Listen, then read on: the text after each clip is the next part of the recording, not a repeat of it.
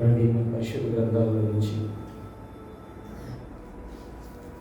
ఆదికాండము 12వ అధ్యాయము ఆదికాండము 12వ అధ్యాయము 7 నుంచి 9 వచనాలు చదువుదాం. ఆదికాండము 12వ అధ్యాయము 7 నుంచి 9 వచనాలు. నాతో కలిసి యెహోవా అబ్రహామునకు ప్రత్యక్షమై ఈ సంతానమునికి దేశం ఇచ్చిందని చెప్పగా అక్కడ నాకు ప్రత్యక్షమైన యెహోవాకు ఒక బలిపీఠమును కట్టెను. అక్కడ నుండి అతని బయలుదేరి బేతేలు తూర్పునున్న పండగ చేరి పడమనున్న బేతేలులకు తూర్పునున్న హాయికి మధ్య రాళ్ళు వేసి యెహోవా బలిపీఠం కట్టి యెహోవా నామమున ప్రార్థన చేశాను. అబ్రహాము యెహోవా నామమున ప్రార్థన చేశాను. బైబిల్ గ్రంథంలో మనం ప్రార్థనల యొక్క పరంపర చూస్తూ వస్తున్నాం. అందులో మొదట యేసు ప్రభు చేసినటువంటి ప్రార్థనలో ఒక 5 మెట్లు చూసినాం. తర్వాత యాకోబు చేసినటువంటి ప్రార్థనలో ఒక 5 మెట్లు చూసినాం. అదేవిధంగా ఏనోషు యొక్క ప్రార్థనలో ఒక 5 మెట్లు చూసినాం. ఈరోజు ఈ యొక్క ఆదికాండంలో అబ్రహాము యొక్క ప్రార్థనలు ఆరంభిస్తున్నాం. ఈ యొక్క అబ్రహాము ఆదికాండములో చేసినటువంటి ప్రార్థనలు 5. ఈ 5 ప్రార్థనలు మనం 5 రోజులు చూస్తూ వస్తాం. అందులో ఈరోజు అబ్రహాం చేసిన మొట్టమొదటి ప్రార్థన ఎక్కడ ప్రార్థించినాడంటే ఈ 12వ అధ్యాయంలోనే మొట్టమొదటి ప్రార్థన కనబడుతుంది. అది వరకు ప్రార్థన లేదు. అబ్రహాము ప్రార్థన చేసినట్టు కూడా దాఖలాలు లేదు. ఇదే మొట్టమొదటి ప్రార్థన. ఈ ప్రార్థనలో మొట్టమొదటిగా అబ్రహాము ప్రార్థన చేయాలి అంటే మొట్టమొదట దేనితో అనుసంధానమై ఉండాలంటే బలిపీఠంతో అనుసంధానమై ఉండాలి. అంటే ఒకరి యొక్క జీవితము ఎప్పుడైనా ప్రార్థన చేయాలి అంటే మొట్టమొదట తన జీవితంలో బలిపీఠపు అనుభవంలోనికి రావాలి. బలిపీఠము అనుభవంలోనికి రాకుండా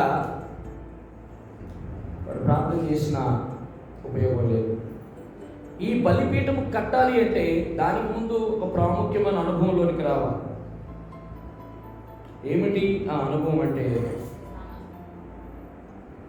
7వ వచనంలో యెహోవా అబ్రహామునకు ప్రత్యక్షమై యెహోవా యొక్క దర్శనము పొందుకోవాలి. ఏ వ్యక్తి అయితే యెహోవా యొక్క దర్శనము, దేవుని యొక్క దర్శనమును పొందుకుంటాడో, ప్రత్యక్షం పొందుకుంటాడో అతడు బలిపీఠంతో అనుభవం ఉంటుంది.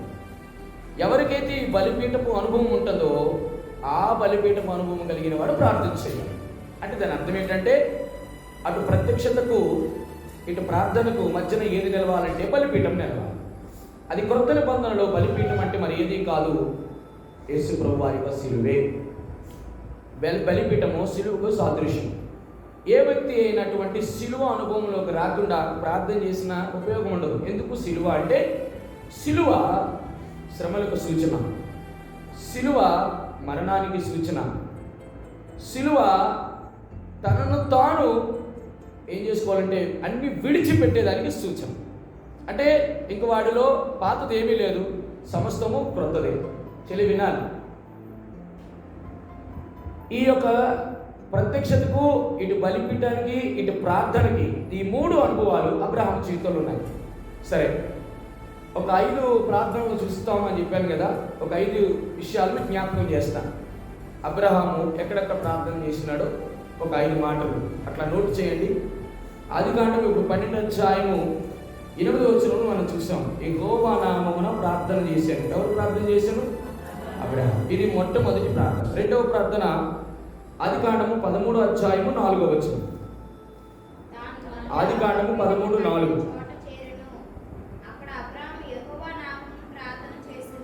యెహోవా నామమున, ఇది రెండవ ప్రార్థన.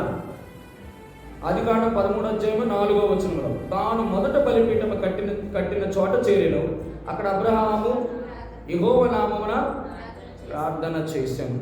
రైట్, ఇది రెండవ అనుభవం. మూడోది ఆదికాండం 20వ అధ్యాయం 7వ వచనం.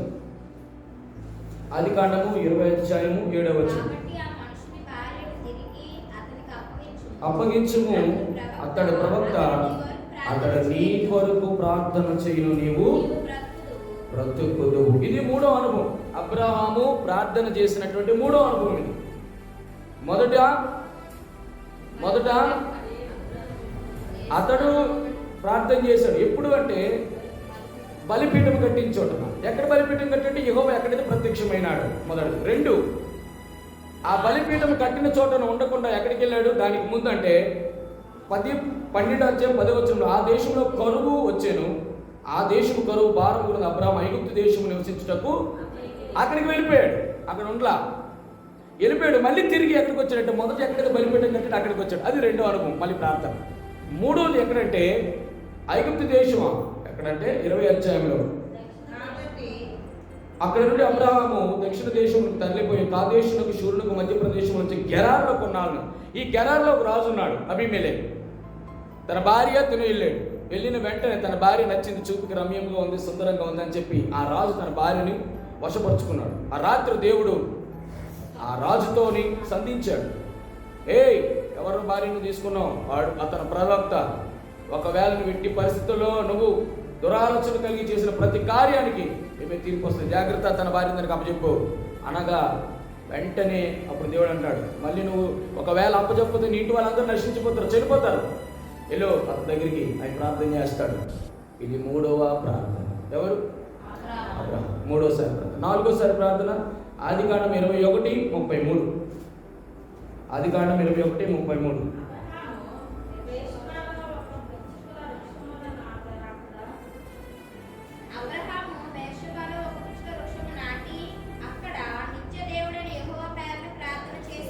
అక్కడ యెహోవా పేరట ప్రార్థన చేశాను. ఇది 4వ తలం. ఇప్పుడు అవన్నీ చూడటానికి సమయం లేదు. నేను జస్ట్ ఏంటంటే మీకు 5 అనుభవాలు జ్ఞాపకం చేస్తున్నాను, 5 ప్రార్థనలు అబ్రహాము జీవితంలో. ఇది 4వది. ఎక్కడ చేశాడు అతను? బేర్షెబాలో. రైట్. 5వది ఆదికాండము 18:22. ఆదికాండం 18:22.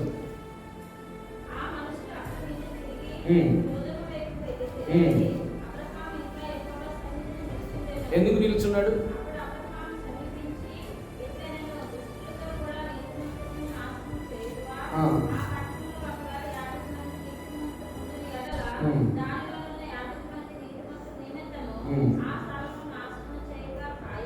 అంతే. ఏంటిది? ప్రార్థన. దేని కొరకు ప్రార్థన? సొదొమ గొమొర్రాలో ఉన్న తన తమ్ముడు కొడుకైన లోతు కొరకు ప్రార్థన. మొత్తం 5 ప్రార్థనలండి. ఈ 5 ప్రార్థనలు చూస్తాం. ఈరోజు కాదు, ఈరోజు ఒకటే చూస్తాం. అందులో మొదటిది రండి, ఆదికాండము 12:8 చదువుతారా మరొకసారి?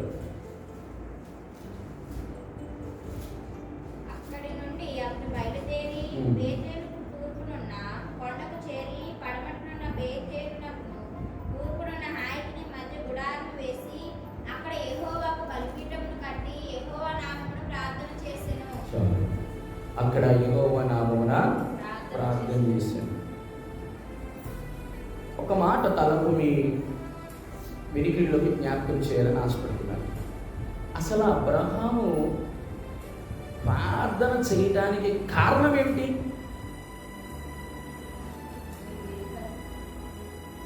అబ్రహాము ప్రార్థన చేయడానికి అసలు కారణం ఏంటి? అది వరకు ఎప్పుడైనా ప్రార్థన చేసినట్టుందా? లేదు. ఎందుకు ప్రార్థన చేసినాడు?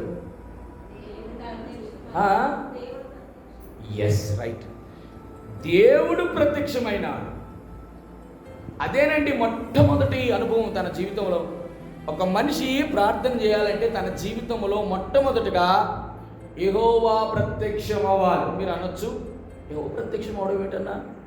ఎట్లా ప్రత్యక్షం అవుతాడు? మనం అంత నీతిపరులమా? ఎట్లా దేవుడు మనతో మాట్లాడతాడా? దేవుడు మనం సంధిస్తాడా? దేవుడు మనం దర్శిస్తాడా? దేవుడు వాక్యం ద్వారా, దర్శనం ద్వారా, కళ ద్వారా మాట్లాడతాడా? ఒక వ్యక్తి ప్రార్థన చేయాలి అంటే ఆ వ్యక్తిని దేవుడు దర్శించాలంటే ఈ భాషలో నేను ప్రత్యక్షతని ఒక 4 అంశాల కింద నేను ఇట్లా యాంప్లిఫై చేసి చెప్తాను. రండి, అబ్రహాము అపోస్తలుల కార్యములు చూద్దాం. 7:2. అపోస్తలుల కార్యములు 7:2. ఏమనగా, సహోదరులారా, తండ్రులారా వినుడి.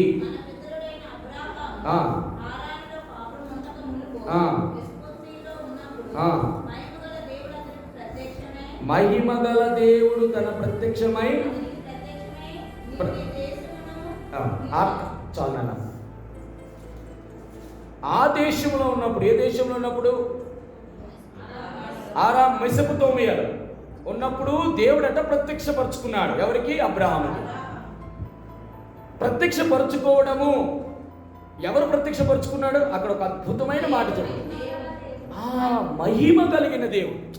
చాలా మంది దేవుళ్ళు అప్పటికే ఉన్నారు. ఎవరికి? అబ్రహాముకి. అన్యుడు, ఆరాధికుడు, బొమ్మలు చేసుకునేటాడు, అవునా కదా? అటువంటి వ్యక్తికి మీరు అనుకోవచ్చా, మీరు ఊహిస్తారా? అటువంటి వ్యక్తికి, ఒక అన్యుడికి, అసలు దేవుని ఎరగని వ్యక్తికి మహిమ కలిగిన దేవుడు ప్రత్యక్షం అవడం ఏంటి? మహిమ కలిగిన దేవుడు ప్రత్యక్షమయ్యాడు అంటే అర్థం ఏంటి? అంతకుముందు తన దగ్గర ఉన్న దేవుళ్ళన్నీ కూడా మహిమ లేనివి. మహిమ గల దేవుడు ప్రత్యక్షం ఇవ్వడానికి ఏమైనా ఈయన ప్రార్థన చేశాడు అప్పుడు ముందంటే, ఈయనకి అసలు ప్రార్థన చేయడానికి మహిమ గల దేవుడు ఉంటే కదా ప్రార్థన చేయడానికి. ఈయనకంటే ఏడితే తను ఏదనుకున్నాడో అదే దేవుడు అనుకున్నాడు. కానీ మహిమ గల దేవుడు ప్రత్యక్షం అవడానికి నేను అంటాను, మనం గత దినాల్లో ధ్యానం చేసాం. తీతుకు రాసిన పత్రికలో, మనము చేసిన నీతి క్రియల వలన కాక తన విశేషమైన కనికరము చొప్పున ఏం చేస్తున్నాడో తెలుసా? ప్రత్యక్షత అన్న మాటని 3 భక్తులు 3 విధాలుగా రాసినాడు. చూపిస్తాను రండి. మొదటిది నెహెమ్యా గ్రంథము 9వ అధ్యాయం 7వ వచనం. నెహెమ్యా గ్రంథము 9:7. త్వరగా చదవాలి. 9:7. అబ్రహామును ఏర్పరచుకొని కల్దీయులైన ఊరిన స్థలము నుండి చాలు. అక్కడ ఒక మాట అండర్లైన్ చేయండి. అబ్రహాముని ఏం చేశాడు దేవుడు? స్థలము నుండి, దానికంటే ముందు యువతలకు రప్పించడానికి ముందు ఏం చేసినాడు దేవుడు? అతను ఏర్పరచుకొని. అబ్బా, ఎంత ప్రత్యక్షతలో మొదట ఎంత వస్తుంది అంటే ఏర్పాటు. అండర్లైన్ చేయండి. రెండో మాట యెషయా గ్రంథము 29:22. యెషయా గ్రంథం 29:22. అందుచేతను విమోచించిన యెహోవా అబ్రహాముని ఏం చేశాడు దేవుడు? అండర్లైన్ చేయడం. ఆ మాట చాలా అద్భుతం. నేను చెప్పగలను, బైబిల్ గ్రంథం మొత్తంలో ఈ మాట ఇక్కడే ఒకే ఒకసారి ప్రస్తావించబడింది అబ్రహాము కొరకు. అబ్రహాము ఏర్పాటు చేసుకున్న మొదట అంతస్తు. రెండోది ఏం చేశాడంటే విమోచించాడు. ఇది చాలా కాస్ట్లీ పదం. ఆల్రెడీ విమోచన అంటే నేను గత దినాల్లో బైబిల్ స్టడీలో కూడా చెప్పినాను. ఇంకా దాని గురించి ఎక్కువ నేను ప్రస్తావించను. మొదటిది ఏర్పాటు, రెండవది విమోచన. మూడోది చూస్తాము. హెబ్రీయులు రాసిన పత్రిక 11:8. హెబ్రీయులు రాసిన పత్రిక 11:8.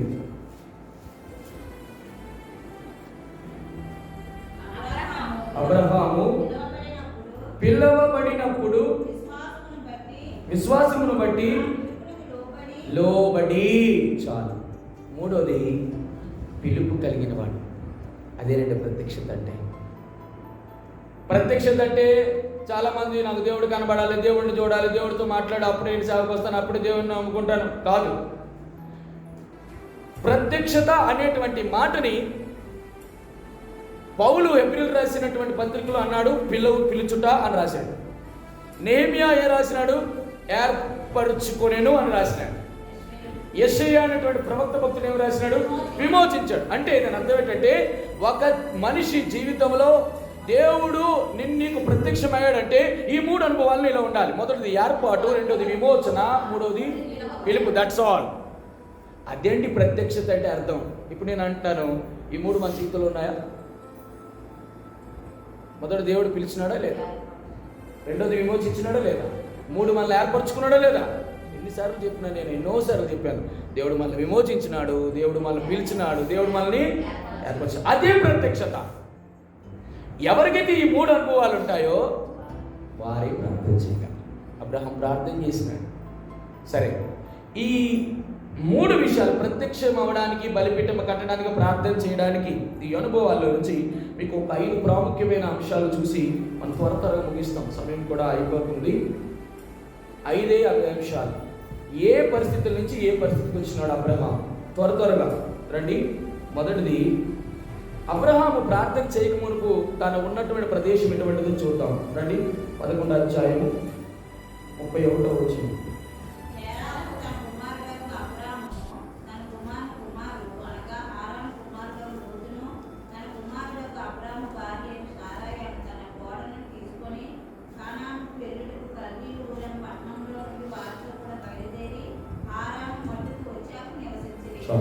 ఎక్కడున్నాడు ప్రభు పిలవడానికి ముందు?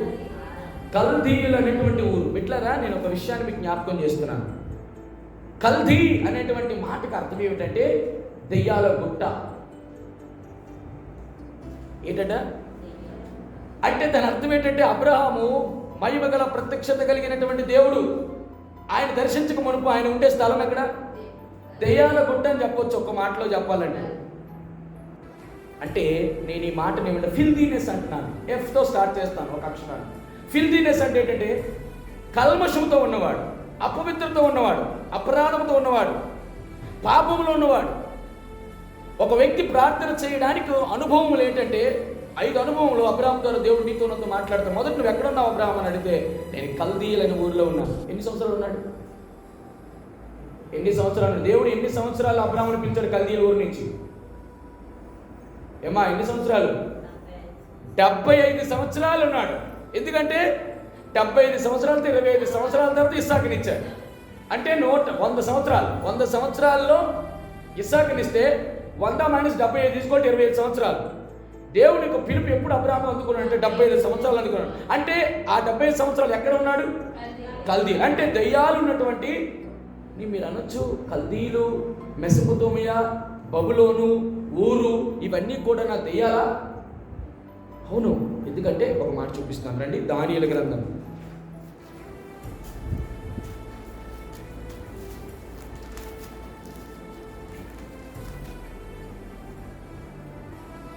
5వ అధ్యాయం 4వ వచనం. వారు బంగారు, వెండి, ఇత్తడి, ఇనుము, కర్ర, రాయు అను వాటితో చేసిన దేవతలను స్తుతించుచు ద్రాక్షారసము ఎవరు త్రాగినాడు అక్కడ? ఏ రాజు? రాజు బెల్షస్సరు. ఎవరి బెల్షస్సరు? నెబుకద్నెజరు యొక్క మునిమనవడు. ఈ వ్యక్తి ఎక్కడున్నాడు? నెబుకద్నెజరు ఏ దేశానికి చెందినాడు? బబులోన్. బబులోన్ అంటే కల్దీయుల ఊరు, అంటే అబ్రహాం ఊరు. అక్కడ ఉన్నటువంటి దేవతలు 5 రకాలైన లోహాలతో తయారు చేయబడ్డారు. చూడండి, వెండి, బంగారం, ఇత్తడి, ఇనుము, కర్ర, అణువాటి చేసిన దేవతలు. అణువాటితో చేసిన దేవతలు. అంటే ఈ దేవతలు ఎవరు తయారు చేశారు? మనుషులు తయారు. దేంతో తయారు చేశారు? బంగారము, వెండి, ఇత్తడి, రాగి, కర్రతో చేశాడు. అటువంటి దేవతలు వీళ్ళు ఏం చేస్తారు? స్తుతిస్తున్నారట. ఇప్పుడు నేనంటాను ఇదే పరిస్థితి మన దగ్గర. అవునా కదా? మనందరూ అదే పరిస్థితి. ఒకప్పుడు మన జీవితం అట్లా ఉండేది. అలాంటి పరిస్థితిలో మహిమగల దేవుడు అబ్రహాంకి ఎట్లయితే ప్రత్యక్షమైనాడో మహిమగల సువార్త మన దగ్గరికి వచ్చింది. అవునా కదా? 2 కొరింథీయులకు రాసిన పత్రిక 4వ అధ్యాయం 4వ వచనం. 2 కొరింథీయులకు రాసిన పత్రిక 4వ అధ్యాయం 4వ వచనం. క్రీస్తు మహిమ కనపరచు సువార్త ప్రకాశము వారికి ప్రకాశించకుండా నిమిత్తం మీ లోక సంబంధమైన దేవుడు అవిశ్వాసులైన వారి మనోనేతల గుడ్డితనము. ఏ సువార్తది? మహిమను కనపరచు సువార్త. నేను ఇలాగంటాను, మహిమా సువార్త. ఆ రోజు మహిమగల దేవుడు ఈరోజు నీకు నాకు ఎట్లా ప్రత్యక్షమైనంటే ఆ దేవుడు సువార్త రూపంలో మహిమ కలిగిన వాడు. మహిమ మాత్రం మారలా, మహిమ సేమ్. కాకపోతే అక్కడ ప్రత్యక్షత, ఇక్కడ సువార్త. అక్కడేమో ప్రత్యక్షత, ఇక్కడ ప్రకాశం. దేవుడు ఎంత అద్భుతమైన వాడు చూడండి. ఏ తరములో కూడా తనకు కావలసిన బిడ్డలు ఎప్పుడు కూడా విడిచిపెట్టాడు. ఫిల్దీనెస్ అంటే కల్మషము కలిగినటువంటి జీవితాల్లో నుంచి దేవుడు మనకు ప్రత్యక్షం అవ్వడానికి మనం చేసుకున్నటువంటి నీతి కార్యాలు కాదు. ఎందుకంటే మనం పూజించినవి, మనం సేవించినవి అన్నీ కూడా మనకి ఏవి కూడా నిజమైన దేవుడు ప్రత్యక్షపరిచే అనుభవాలను తీసుకొని రాలేదు. దేవుడు తన విశేషమైన కనికరము చెప్పున ఆ కారణం చేత అబ్రహాము యొక్క మొట్టమొదటి అనుభవంలోకి వచ్చినాడు. ఆ అనుభవమే ప్రార్థన చేయడానికి దారి తీసి. ఈ మొదటి అనుభవం గమనించాలి. మొదటిది ఫిల్దీనెస్, కల్మషం. అంటే అర్థం ఏంటంటే కల్దీలు అనేటువంటి ఊరిలో ఉన్నటువంటి వ్యక్తిని దేవుడు తన మహిమగల సువార్త లేదా మహిమగల ప్రత్యక్షతనిచ్చి అబ్రహాముని పిలుచుకున్నాడు, ఏర్పరచుకున్నాడు, విమోచించున్నాడు. ఇది మొదటి అనుభవం. అందుకు అబ్రహాము ప్రార్థన చేయడానికి దేవుడు కృప చూపించినాడు. ఇది మొదటిది. రెండవ మాట చూస్తాం, త్వరగా సమయం అయిపోతుంది. రెండవది రండి, ఆదికాండము 12వ అధ్యాయము 1వ వచనం, లేక అపోస్తలుల కార్యములు 7:3. త్వరగా. నీ దేశమును స్వదేశమును విడచి, 12వ అధ్యాయం ఆదికాండం 1వ వచనం. నీ దేశము, నీ బంధువులు, నీ తండ్రి ఇంటి నుండి బయలుదేరి. చాలు. రెండో మాట, మొదటి ఫిల్దీనెస్, కల్మషము, అపవిత్రత. రెండోది ఏంటంటే ఫర్సేకింగ్ అంటే అర్థం ఏంటంటే విడిచిపెట్టుట. మొదటి ఎప్పుడైతే పిలుపు, విమోచన, ఏర్పాటులోకి ఒక వ్యక్తి వస్తాడో, దేవుడు ప్రత్యక్షపరుచుకుంటాడో, దేవుడు మాట్లాడతాడో, అతను చేయవలసినటువంటి రెండో పని ఏంటంటే విడిచిపెట్టుట. ఒకవేళ విడిచిపెట్టకపోతే అబ్రహాం బలిపీఠం కట్టి, ఇన్ని బలిపీఠం కట్టి ప్రార్థన చేసిన పెద్ద ఉపయోగం ఉండదు. ఈరోజు నీ జీవితంలో, నా జీవితంలో దేవుడు ఏం కోరుకుంటున్నాడంటే, నువ్వు నాకు ప్రార్థన చేస్తున్నావా? అయితే రెండోది ఏంటో తెలుసా? మొదటిది నీ కల్దీలు అనేటువంటి ఊరు, నువ్వు ఏదైతే సేవిస్తున్నావో, ఏదైతే నీ జీవితంలో విగ్రహముగా ఉందో అది గమనించాలండి. అక్కడ విగ్రహము, దేవతలు ఎవరు? ఊరు, తన పరిస్థితులు అన్నీ కూడా ఏం చేస్తున్నాడు అక్కడ? మొదటిది అపవిత్రతలో నుంచి నువ్వు బయటికి నువ్వు రాలేవు, అది దేవుడి యొక్క. ఇప్పుడు రెండోది ఆయన చేయాల్సింది అది చేశాడు, ఇప్పుడు చేయాల్సింది నువ్వు ఉంది, విడిచిపెట్ట. 3 విషయాలు. మొదటిది తండ్రి ఇల్లు, బంధువులు, మూడోది దేశం. ఈ 3 కూడా అబ్రహాముకి అవైతే మన జీవితంలో దేవుడు ఏం కోరుకుంటున్నాడంటే ఈ 3 ఘట్టం. అంటే దాని అర్థం ఏంటంటే బిడ్డలారా, నేను ఒకే ఒక మాట చెప్తాను రండి. ఆదికాండము 15వ అధ్యాయం మనం చూసి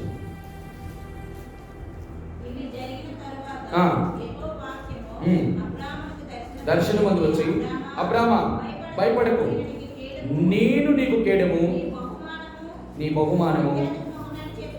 ఈ మాట గమనించండి. మనం ఏదైనా దేశం విడిచిపెట్టినా, బంధువులు విడిచిపెట్టినా, స్వదేశాన్ని విడిచిపెట్టినా, బంధువులు విడిచిపెట్టినా, అందరిని విడిచిపెడితే మనకేమొస్తుంది? మనకేమొస్తుంది? భయం వస్తుంది. అయ్యో ఏంటి, ఏదో వ్యక్తి అది వరకు ఎవరు కూడా మనం మాట్లాడలేదు, ఎవరు దర్శించలేదు, ఒక వ్యక్తి నన్ను పిలిచి కానీ మనం అన్ని విడిచిపెట్టి వచ్చి అంటే, ఒకవేళ మనం విడిచిపెడితే మన పరిస్థితి ఎట్లుంటుంది? జాషువా నువ్వు వెండి విడిచిపెట్టి రా అంటే, అయ్యో ప్రభు ఉద్యోగం, జీతం, ఆ పరిస్థితి ఇది అది. పేరెంట్స్ విడిచిపెట్టి వచ్చిమంటున్నావు, వాళ్ళు విడిచిపెట్టి వచ్చిమంటున్నావు, అన్నీ విడిచిపెట్టి వచ్చిమంటున్నాడు దేవుడు. అమ్మ నాయన, ఎంత భయం. మనము మాటలు మాత్రం చాలా ఈజీగా కనబడుతుంది, కానీ విడిచిపెట్టడం అనేది చాలా కష్టం, చాలా చాలా కష్టం. అబ్రహ్మా విడిచిపెడతావా? అయితే ఒక మాట, భయపడ. ఒక మాట అన్నాడు, భయపడకు. రెండోది నేను నీకు అక్కడ ఉన్నాడు, నీ బంధువులు నీకు ఏడమన్నాడా? నేను అంటే అర్థమేంటి? గెట్ లాస్ట్, అంత వదిలి విడిచిపెట్టు. ఇక నుంచి నీ సర్వం ఎవరాబోయి ఉండాలి? నేనే. దాని అర్థం ఏంటంటే ఆత్మీయంగా ఇలా యాంప్లిఫై చేయొచ్చు. దేవుడు ఇస్సాకుని అడిగాడు బలి కొరకు. ఏ వ్యక్తిని అడిగాడో దేవుని కొరకు విడిచిపెట్టడానికి, చంపడానికి, బలి ఇవ్వడానికి కూడా వెనుకాడలేదు అబ్రహాం. అలాగని తను ఏదైతే ఇష్టపడ్డాడో, ఎవరినైతే ప్రేమించినాడో చెప్పినాడో దేవుడు తిరిగి ఇచ్చినాడా లేదా? అంటే దాని అర్థం ఏంటంటే బిడ్డలారా, ఇక్కడ బంధువులు లేకపోతే ఈ సొంత స్వదేశము, దీని అర్థం ఏమిటి అంటే నీకు ఏదైతే ఎక్కువ ఇష్టమో దాన్ని ఏం చేయాలి దేవుడి కొరకు? అది ఇంపార్టెంట్ అండి దేవుడి కొరకు. అది చాలా చాలా, అది లేకుండా నువ్వు ఎన్ని ప్రార్థన చేసిన ఉపయోగం లేదని కోరబడతావు.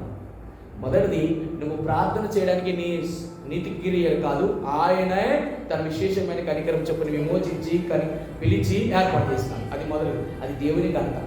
రెండోది తెలుసా, ప్రభా నువ్వు నన్ను పిలిచినావు కదా, మరి నేను ప్రార్థన చేస్తే నువ్వు అంగీకరించాలంటే రెండో అనుభవంలోకి రావాలి. అది ఏమవుతుందో తెలుసా, దేవుని కొరకు ఏదైనా విడిచిపెట్టడానికి నేను ఉపయోగించుకోవాలి. ఎవడైనా నన్ను వెంబడింప కోరినలా తనను తాను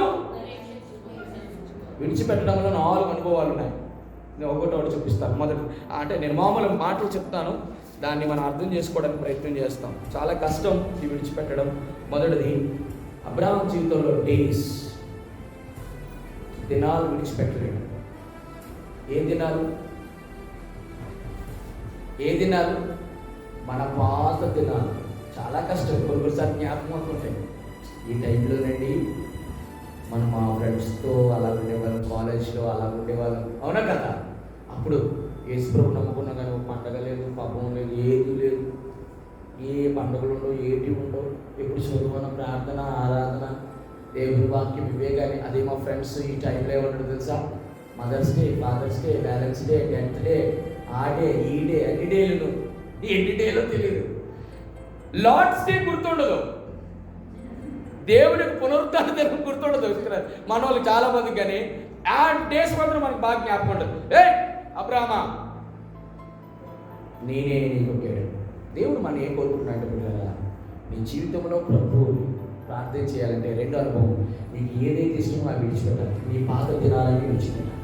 అవి మళ్ళీ నీకు ఒకవేళ గుర్తొస్తే రావచ్చు, కానీ వాటి వైపు మళ్ళీ వెనక్కి తిరిగి చూడకపోవడం అంటాను. మొదటిది అబ్రహాము దినాలు, రెండోది డార్క్నెస్ డేస్, రెండోది డార్క్నెస్ చీకటి జీవితం కదండి. నేను ఒకప్పుడు ఎలా ఉన్నాం, చీకటిలో ఉన్నాం. కానీ ఇక్కడ ఆశ్చర్యకరమైన వెలుగులోనికి అబ్రహామును పిలిచాడా లేదా?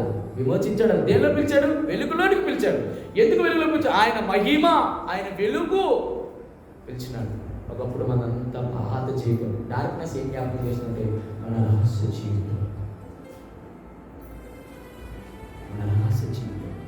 దేవుడు ఎంత అద్భుతమైన వాడు. మన పాత దినాలన్నీ మర్చిపోవడానికి మనం ఉపయోగించాలి. రెండోది, మన చీకటి రహస్య జీవితం విడిచిపెట్టాలి. మూడోది డ్యూటీస్. మన డ్యూటీస్ పాత చాలా పనులు చేస్తాం. డ్యూటీస్ అంటే ఉదాహరణ ఉద్యోగం అనుకోకండి, డ్యూటీస్ అంటే పనులు. మనం పాత చాలా పనులు చేస్తాం. అంటే దీన్ని ఏం చెప్పొచ్చు అంటే మన పాత సంప్రదాయం.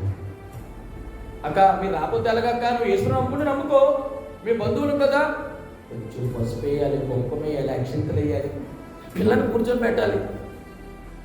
ఎట్లా అంటే పద్ధతులన్నీ దేవుడి పద్ధతులు వచ్చాయి. దేవుడు ఏమనుకోడు, సంతోషిస్తాడు నేను బట్టి. అబ్బా నేను ఒక మ్యారేజ్కి వెళ్ళి ప్రార్థన చేసినప్పుడు అక్షింతలు తీయండి, ఎవరు చెప్పారు మీకు? అది మన పాత సంప్రదాయం. బహుశా చాలామంది, కొంతమంది మనం వెళ్ళేటువంటి ప్రదేశాల్లో ఇలాంటివన్నీ కొన్ని చూసి మనసు కొంచెం బాధే మనకి. మనం చెప్పడానికి లేదు, ఎందుకంటే వాళ్ళ యొక్క విధానం. కానీ వాళ్ళతో మనం ఏం చేయకూడదు, అంతే. That's all. అది విడిచిపెట్టడం ఏంటి?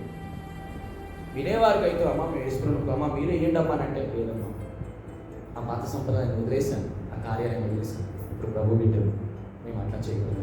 మేము అక్షింతల బదులు ఏం చేయాలా? రైట్, అంతే. ప్రార్థన, పిల్లకి ప్రార్థన చేస్తాం, బిడ్డడికి ప్రార్థన చేస్తాం. మొదట 3 డ్యూటీస్. నాలుగోది డిస్టెన్స్. ఎంత దూరం వచ్చినాడు అబ్రహాంకేం తెలియదు. ఏప్రిల్ రాసిన పత్రిక 11 వచ్చారు. అమ్మో సమయం అయిపోతుంది. ఏప్రిల్ రాసిన పత్రిక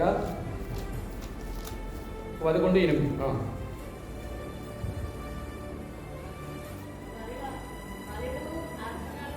ఏప్రిల్ రాసిన పత్రిక 11వ అధ్యాయము 8వ వచనం. పిలువబడినప్పుడు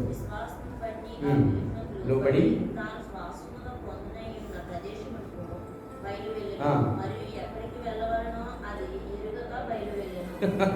ఇదేం పిలిపండి, ఆయన ఎక్కడికి వెళ్తాడో కూడా ఆయనకి తెలియదట, వెళ్ళిపోయాడట. బా ఎంత అద్భుతం కదా, ఎంత దూరమే పిలిచాడు దేవుడు. ఇంకా ఎంతసేపు రబ్బా, కాళ్ళు నొప్పులాడుతానే కూర్చోవద్దంటే, నేను చూపించి ప్రదేశం వచ్చినంత వరకు నీతో ఏం చెప్పను, నీతో మాట్లాడను. నేను మాట్లాడినంటే అదే నీ ప్రదేశం, అదే నీ యొక్క స్థానం అనుకొని నువ్వు ఆగాలి. ఎంత నిజంగా అబ్రహాము ఏమి నిజంగా అనిపిస్తుంది. అందుకే అబ్రహాముకి ఏమైపోయాడంటే స్నేహితుడైపోయాడు, దేవుడు ఫిదా అయిపోయాడు. ఎంత అద్భుతం. డిస్టెన్స్.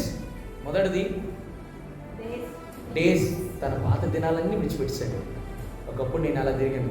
ఎందుకు పాత దినాలంటే రండి ఇలా చూసుకుని వెళ్తూ మన సమయం అయిపోతుంది. ఈరోజు వాక్యం తప్ప ప్రార్థన ఉండదేమో. రండి పేతురు రాసిన మొదటి పత్రిక 4వ అధ్యాయం 3వ వచనం. పోకిరీ చేస్తాడు, దురాశలు, మద్యపానము, అలర్తకు నాటపాట్లు, త్రాగుబోతుల విందులు, చెయ్యదగని విగ్రహ పూజలు మొదలైన వాటి యందు నడుచుకొనుచు అన్యజనుల ఇష్టము నెరవేర్చుచుండుటకు గతించిన కాలమే డేస్. చాలు, ఇక మళ్ళీ దాన్ని జ్ఞాపకం చేసుకోకూడదు. రెండు ఏం చెప్పినా డార్క్నెస్. ఒకప్పుడు మనది రహస్య జీవితం. ఎందుకంటే ఆ రోజుల్లో మనం చేసినా కూడా మనకు పెద్ద మనస్సాక్షి నొప్పి అనిపించింది. ఎందుకంటే మనం పాపంలో ఉన్నాం, దేవుడే లేడు, యేసుప్రభు లేడు, నీతిని గురించి పాపం గురించి తీర్పు ఒప్పింపజేసిన పరిశుద్ధాత్మ దేవుడే లేడు. అలాంటప్పుడు మనం ఏం చేసినా పెద్ద పాపం అనిపించదు. ఏదైనా అందరూ చేస్తున్నారు, మనం చేస్తాం అనుకోండి. అది చీకటి రహస్య జీవితం, కష్టం, దేవుడికి తప్ప ఎవరికి తెలియదు. మొదటిది డేస్, రెండోది డార్క్నెస్, మూడోది డ్యూటీస్, సంప్రదాయం. భయంకరమైనట్టు సంప్రదాయం. మీరు వ్యర్థమైన పితృ పారంపర్య ఆచారం అన్నట్టు వ్యర్థ ప్రవర్తన నుంచి విమోచించబడ్డారు. అంటే మన జీవితం అంట అట్లా ఉండే మన సంప్రదాయాలు. ఈరోజు నేను ఒక్క మాట చెప్తున్నా బిడ్డ, ప్రభు వాక్యం తెలుసు, నువ్వు మళ్ళీ పాత సంప్రదాయాలు వెళ్ళకూడదు. వెళ్ళినావంటే నువ్వు ప్రార్థన చేసిన పెద్ద ఉపయోగం ఉండదు.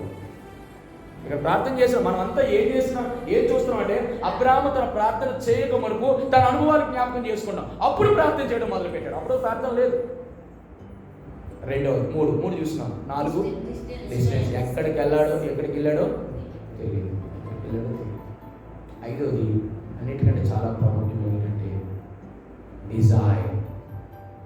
డిజైర్ అంటే కోరిక, ఇష్టం. ఏమిటి అబ్రాహాముకి ఇష్టమైంది చెప్పండి. కాదు, ప్రార్థన చేయడానికి మునుపు అబ్రాహాం ఇంకా అప్పుడు పుట్ల ఇంకా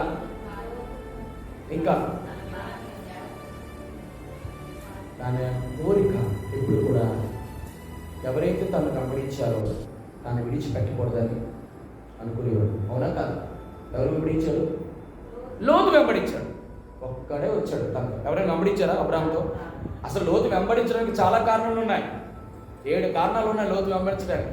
అయితే అందులో ఒక కారణం ఏంటంటే ఇద్దరూ కూడా వాళ్ళ పశువులు కాబట్టి వీళ్ళ పశువులకు తగద వచ్చినప్పుడు ఏం చేసినాడు? అసలు లోతుని విడిచిపెట్టడం అబ్రాహాంకి ఇష్టమా? అంత ఇష్టమైతే లోతుని ఎవరో తీసుకెళ్ళిపోయినప్పుడు ఆ లోతు కొరకు తిను ఎందుకు యుద్ధం చేయాలా? తన తమ్ముడు కొడుకుని ఎందుకు కాపాడాలి? అవునా కాదా?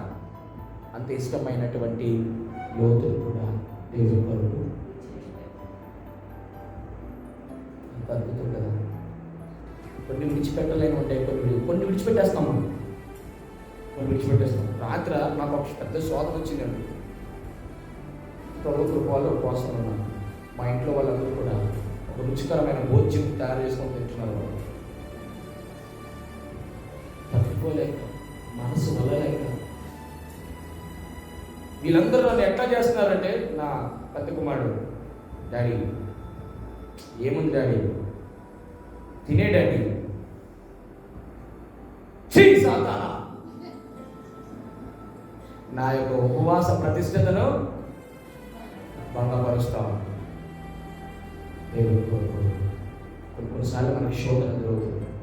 అది తిండి విషయంలో కానీ, పట్ట విషయంలో కానీ, బంధువుల విషయంలో కానీ, మనకు దగ్గర విషయాలు కానీ, మనం ఏదైతే వదులుతామో ముందు కనబడతా ఉంటాయి మనకి.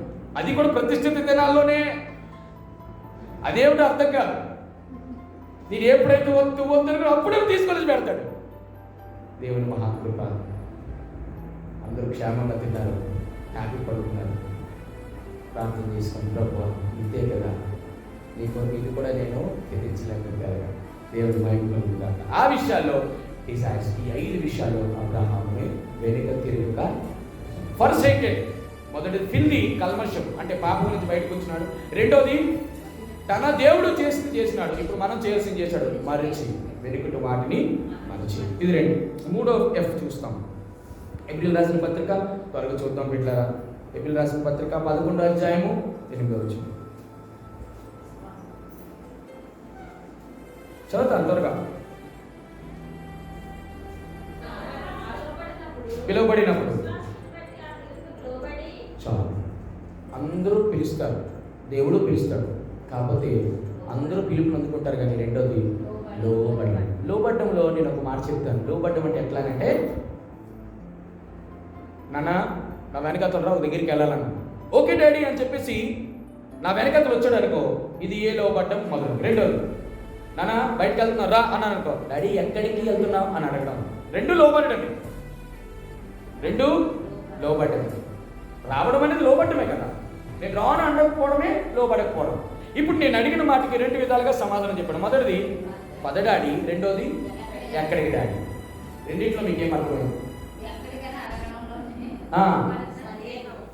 అంటే నేను దీనికి ఎలా పెడతాంటే, ప్రశ్నించిన విధేయత, ప్రశ్నించని విధేయత. అబ్రహాము దేవుడు ప్రశ్నించాడా? ఎక్కడికి ప్రభా?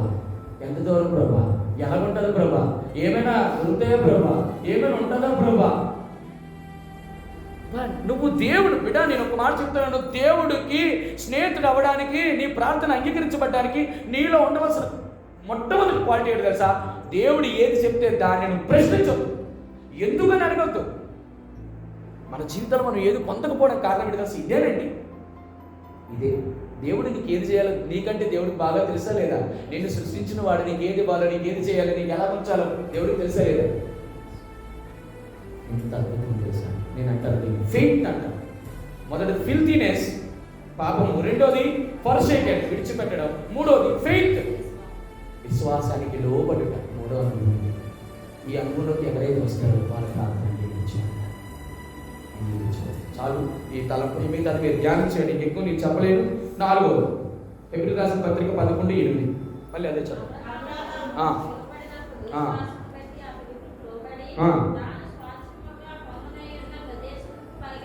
అది విషయం. పైన వెళ్ళి అండర్లైన్. నేను లోబట్టాను, నా కుమారుడు ప్రశ్నించలేదు. నేను మీకు అర్థం అవడం కోరిక చాలా ఈజీగా చెప్తున్నాను. ప్రశ్నించలేదు, కానీ అక్కడే ఉన్నాడు. నేను ఇక్కడ వెయిట్ చేస్తున్నాను. వాడు బయలుదేరాడు, నేను ఇక్కడ వెయిట్ చేస్తాను. ఉపయోగం ఉందా? నువ్వు ప్రశ్నించని విధేయత కలిగినప్పటికీ కూడా నువ్వేమవ్వాలా? Right. Follow. Fourth one, 4F, follow. దేవుని నువ్వు ఫాలో చేయాలి. ఎంతవరకు ఫాలో చేయాలంటే, ఆయన నువ్వు ఆగు, నువ్వు ఇంకా చెయ్యొద్దు, ఇదే అని ఇన్ని మాటలు చెప్పినప్పుడు దేవుని వాక్యం దగ్గరికి వచ్చినంత వరకు నువ్వు ఫాలో అవ్వాలంతే. ఎంతవరకు ఫాలో అవ్వాలో చెప్పనా? రండి, ప్రకటన గ్రంథం ఒక మాట ఎక్కువ నేను చెప్పను. 2వ అధ్యాయం 10వ వచనం.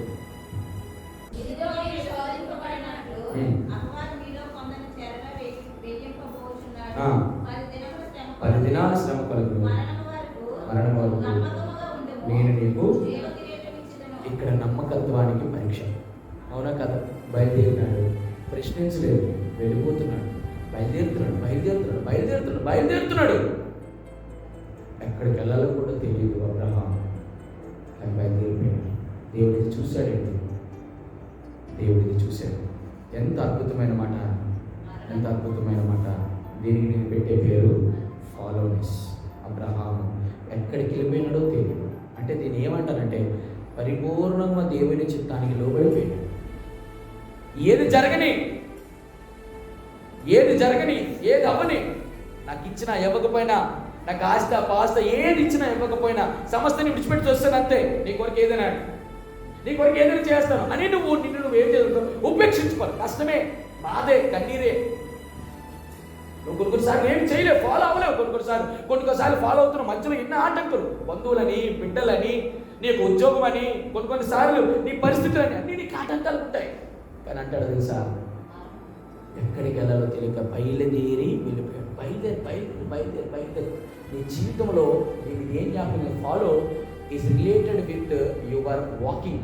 అంటే అర్థం ఏంటంటే, నీ యొక్క ప్రవర్తన, నీ యొక్క నడక. దేవుడిని చూస్తూ ఉంటాడు. వీడు నడుస్తున్నాడు, పిలిచినప్పుడు బాగానే ఉంది, మధ్యలో రోడ్డు తప్పిపోవచ్చు, మధ్యలో ప్లాన్ తప్పిపోవచ్చు, మధ్యలో ఎవరో మధ్యలోకి వచ్చి ఎంతసేపు నడుస్తావయ్యా నీకా తెలీదు. ఆయన ఎప్పుడో ప్రత్యక్షమయ్యాడు. ఇంతవరకు దిక్కు లేదు, విమానం లేదు, కనీసం నీతో మాట్లాడాడంటే మాట్లాడదు. అప్పుడెప్పుడో మాట్లాడు కలిగిలో, ఇప్పుడు వరకు దర్శనమే లేదయ్యా, నేను ఎక్కడికి వెళ్ళిపోతున్నాను. ఎవరో మధ్యలో వచ్చి నిన్ను చెరపొచ్చు.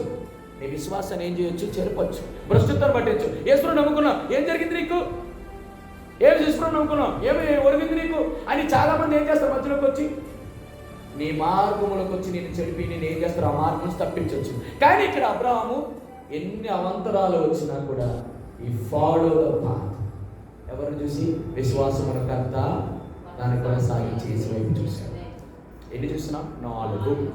మొదటిది కల్మషము, పాపములో నుంచి, వెండి విగ్రహపు పరిస్థితుల నుంచి, దెయ్యాల గుట్టలో నుంచి దేవుడు తీసుకుని వచ్చిన దేవుడు చేసిన పని. 2 తను చేసిన పని విడిచిపెట్టినాడు, అన్నింటినీ విడిచిపెట్టినాడు. బంధువులు, స్నేహితులు, అన్నదమ్ములు, అక్కచెల్లెలు సమస్తం విడిచిపెట్టినాడు. అవునా కాదు? అన్నిటికంటే ముఖ్యంగా ఎంత అద్భుతమైన మాట అంటే చూడండి, ఆ మాట చెప్తాను మీకు. ఫాలో అయినాడు కదా, ఎట్లా ఫాలో అయినాడు? 12 అధ్యాయం 5వ వచనం. అది కాదు 12.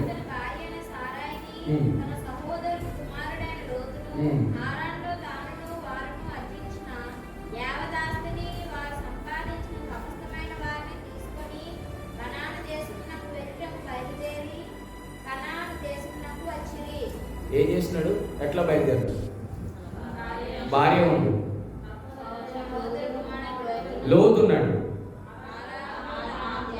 ఆరాన్లో తానును వారును ఆర్జించిన యావదాస్తిని, వారు సంపాదించిన సమస్తమైన వాటిని తీసుకొని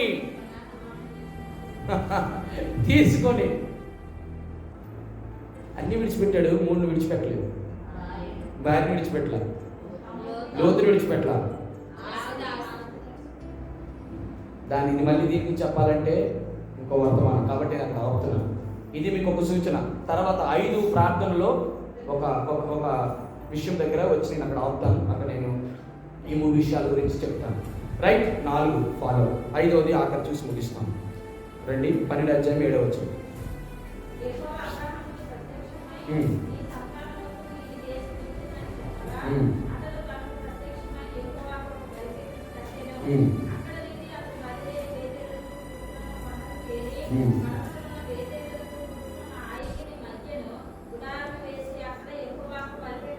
అక్కడ యెహోవాకు ప్రార్థన చేస్తాను. దానికి ముందు బలిపీఠం కట్టాను. బలిపీఠం ఎక్కడ కట్టాడంటే బేతేలుకు తూర్పు ఉన్న హాయికిని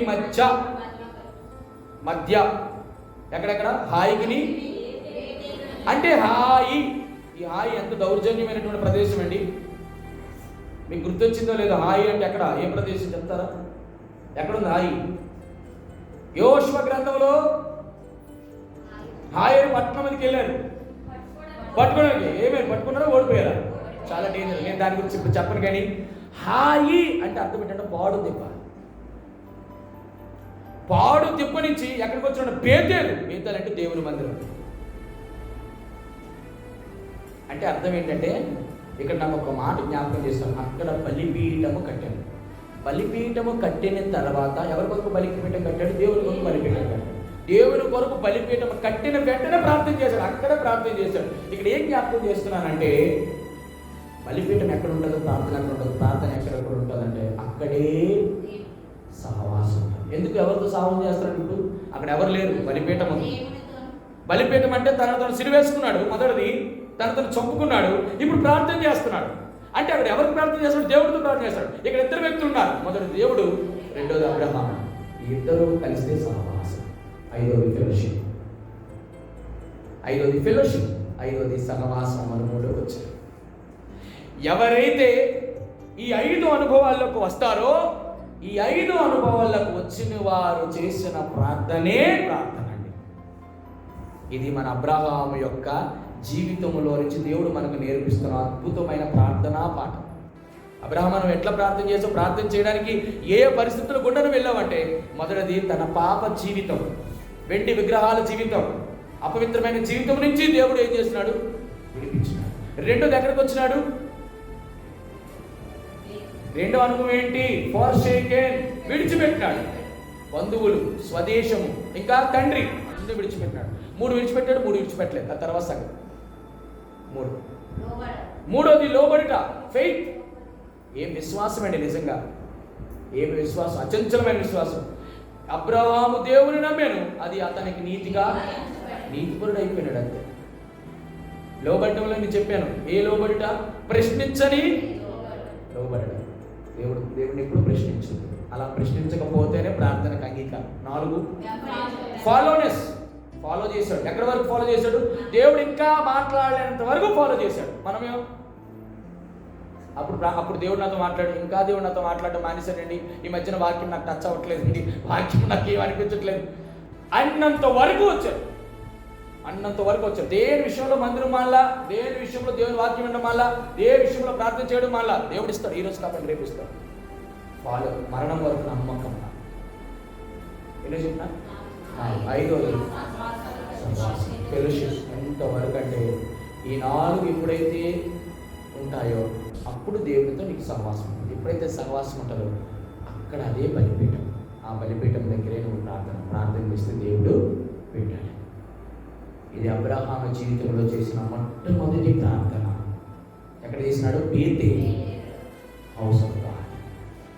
ఆ అనుభవం తీసుకొచ్చిన ఇది అబ్రహాం యొక్క ప్రార్థనలో ఉన్న 5 ప్రాముఖ్యమైన. మొదటిది పాపం, 2 విడిచిపెట్టుట, 3 పిలుపుకు లోబడుట, ప్రశ్నించని విధేయత, 4 వెంబడించుట, 5 సహవాసం. ఈ 5 అనుభవాలు అబ్రహాం నీకు నాకు నేర్పిస్తున్నాడు. ఇట్లా ప్రార్థన చేయండి, దేవుడు వింటాడు. ఇది అబ్రహాం జీవితంలో మొట్టమొదటి ప్రార్థన ద్వారా దేవుడి దగ్గరికి సంధించడానికి దేవుడు మనకు నేర్పించిన ఈ పాటలు ఆధారం చేసుకొని ప్రార్థనలో వేక్షిద్దాం. దేవుడు పరిశుద్ధ